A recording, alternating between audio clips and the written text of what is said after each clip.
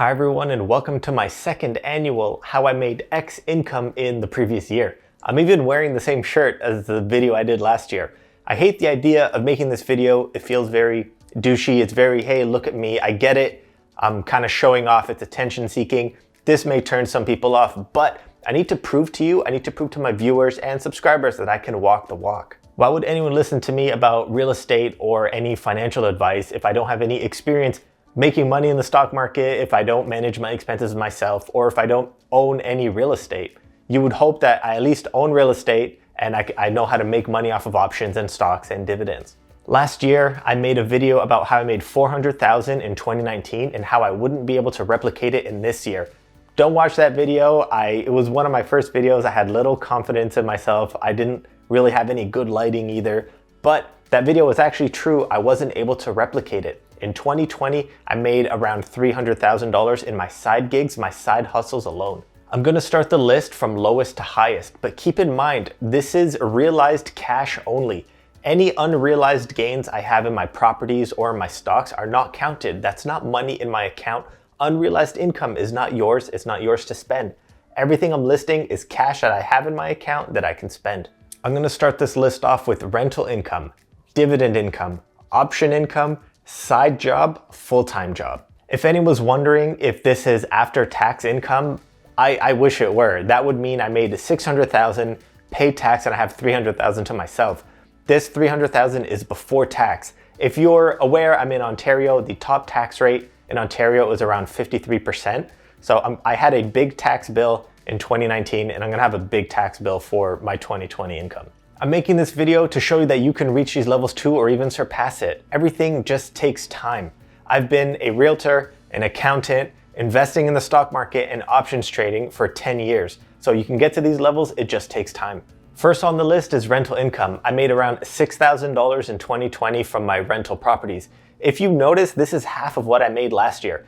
That's because everyone fell on hard times. I had to give some concessions. My tenants are great. And if you have good tenants, you want to do your best to keep them happy and keep them in your units. So you have to take some losses or some rent-free months here or there. Rental income is something everyone can replicate. Obviously, it was easier 10 years ago. I only had to put 5% down. Plus, I was living with my parents, which is how I was able to save up that 5% to begin with. Also, with everything kind of shooting up in the GTA, my rental properties went from $200 a month in positive cash flow to around $1,000 a month. If you want to know how truly passive being a landlord can be, I probably spent maybe 10 to 15 hours the entire year managing these properties. Thankfully, nothing went wrong. All the furnace and roof replacements were done 2 years ago. So hopefully for the next few years, it can be a truly passive property and passive income source. If you're looking to be a landlord, I would recommend buying a detached or semi-detached house with 2 units in it. So obviously a basement apartment, and then rent out the upstairs as well. An alternative way is to buy a property that you live in and you can rent out the basement, or you can live in the basement and rent out the upper floors, offsetting your mortgage. It's the easiest way to get your foot in the door. Next on the list is dividend income. I made around $11,475 in 2020. This is up 45% from last year. I'm super happy about the gains I got from dividends. My goal was around $1,000 a month and I got pretty close. I've obviously been reinvesting my dividends and adding to my portfolio balance throughout the year. My average balance was around $210,000 with an average yield throughout the year of 5.5%. Dividend income is as passive as you can get. I set my portfolio around a set it and forget it style of investing. I believed in the companies I bought. I believed in the ETFs I bought. All you have to do is buy the ETFs, buy the stocks, and you get paid every month or every quarter. This passive income source can be replicated by anyone. All you have to do is just start now and reinvest your dividends. I started 10 years ago with $1,200 invested. That's it. I put my entire investment into one REIT, which paid monthly, and they're called Smart REIT. I still own them as of 2-3 weeks ago, which, after 10, 11 years, I ended up selling them. What's great about dividends is reinvesting them or enrolling in the DRIP program, creating a massive compounding effect, increasing your returns every year. I know many people choose a growth style of investing because you might make more over dividends over the long term, but it's nice to get a paycheck on the 15th of every month. Next up on the list is option income. I made $71,793 in 2020 in option income. This is after $16,000 in losses in March and April. This was my first time investing in a recession, and I think only coming out with $16,000 losses is pretty good. It could have been much worse. The reason this wasn't on the list last year is because of the lockdown. Being home full time, even just working from home, gave me more time to focus on my stocks, more time researching, more time trading. I couldn't really trade in an office, but being home full time, I'm able to manage more and take more risk than I had in the past. I'm going to continue learning new strategies and maybe take a little more risk. I do think during a recession is the best time to invest. My goal for 2021 is minimum $100,000 in option income. I created a beginner to option series if you want to learn from the very basics. It's only around 5 videos right now. I do have another 5 videos to go before I can fully say that option series can take you from beginner to intermediate. I also release a weekly video where I trade live in front of you on my Questrade account for my viewers so you can follow along if you'd like, and I walk through my thought process throughout every trade. There's around, as of the making of this video, there are 35 videos in that option trading series. This can be easily replicated by anyone. It just takes a little more time and a little more effort, also a little more risk. I don't call this passive because it does involve a little more managing, but if you want to start off very basic, just buy 100 shares of a company and sell a covered call against it. Or if you already have 100 shares of a company, let's say Apple is trading at $130, sell an option for $150, 30 days out. Next on the list is my part-time job, aka real estate commission or realtor commission. I made around $208,000 in 2020 from commission alone.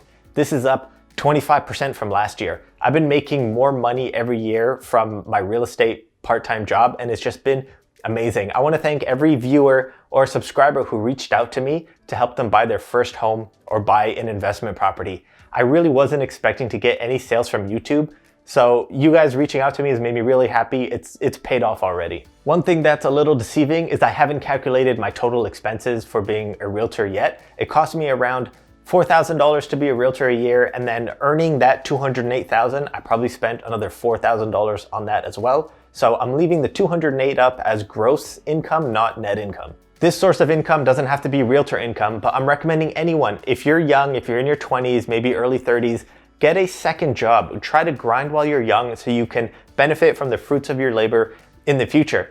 It only took me 4 months to get my real estate license 10 years ago. That's why they're pretty much giving them out these days. That's why there's 65,000 realtors in Ontario. But anyone can pick up a part-time job, just pick up a side gig that you can use that money to invest or maybe buy an investment property. Obviously, reaching this level takes time. I've been a realtor for 10 years. My first year being a realtor, I only made around $16,000. And this is me, to be honest, I think I'm kind of introverted. I think a lot of people, if you're an extroverted, if you consider yourself a salesman, you can make a lot more. So don't judge this as the highest you can make. I made $16,000 in my first year, but some people can do 2, 3, 4 sales a year. You might even be able to make $50,000, but it doesn't have to be realtor income that you want. I've met a lot of people. I do have a few friends recently that became virtual assistants. Since everyone is working from home, they're able to start gigs on Fiverr. They're able to do virtual assistant gigs on the side. Some of them have been able to match their full-time job in side gigs alone.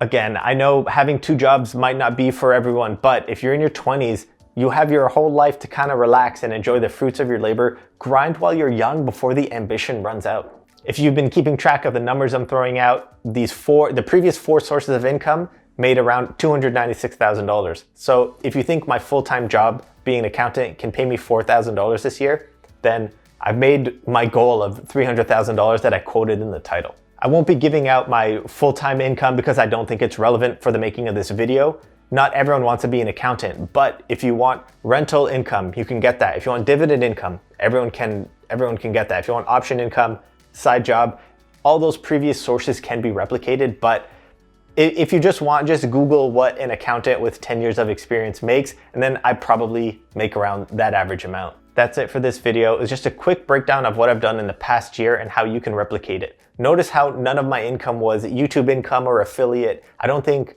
everyone is a YouTuber, or not everyone wants to be in front of the camera, so I'm not including those sources of income because it's not relevant. Again, this is weird to film. I hated watching my previous video because I was shy and awkward on camera. The lighting was weird.